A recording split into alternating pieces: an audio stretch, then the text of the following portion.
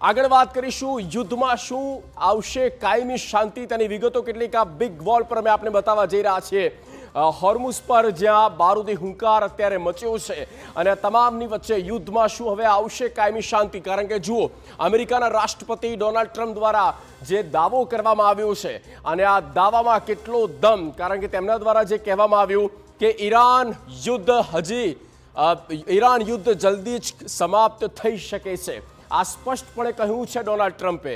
Iran હવે યુદ્ધ લડી શકે તેમ નથી ફરી એક વખત આ પ્રકારના શબ્દો આ પ્રકારના તેમનું રટણ છે કે હવે ઈરાન પાસે એ ક્ષમતા રહી નથી ઈરાન અમેરિકા બંનેની વચ્ચે વાતચીત થઈ શકે અને આગામી 2 દિવસ બાદ વાતચીતની શક્યતાઓ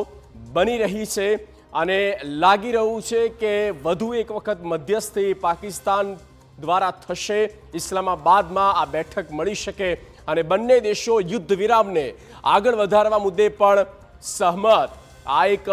મોટા સમાચાર કહી શકાય મોટી બાબત કહી શકાય કે યુદ્ધને સમાપ્ત કરવા માંગે છે આ બંને દેશ